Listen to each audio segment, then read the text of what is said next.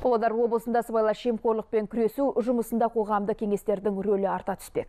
Бұл бағыттағы жұмыстарды күшейту мақсатында жауапты сала мамандары мен үкіметтік емес ұйымдардың өкілдері бірлесіп атқармақ. Бұл туралы сыбайлас жемқорлыққа қарсы іс-қимыл, қызметтік этиканы сақтау және мемлекеттік қызмет сапасын арттыруда қоғамдық кеңестердің рөлін күшейту форумында айтылды.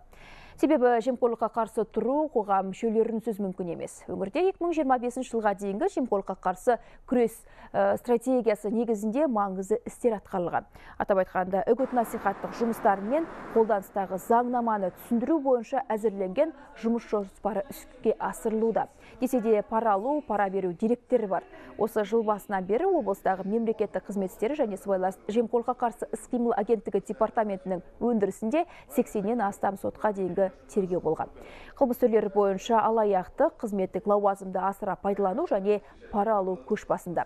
Салаларға бөлгенде сыбайлас жемқорлық, білім беру, денсаулық сақтау, ауыл шаруашылығы және жер қатынастары қызметкерлеріне жиі кездеседі.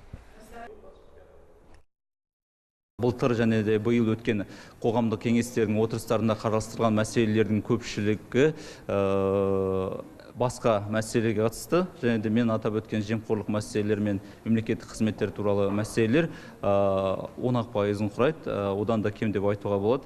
Сондықтан да біз қоғамдық кеңестер, облыстық қоғамдық кеңес, аудандық, қалалық барлығын басын қосып, осы іс сыбайлас жемқорлық қарсы тұру бағытында күш біріктіруге шақырып отырмыз.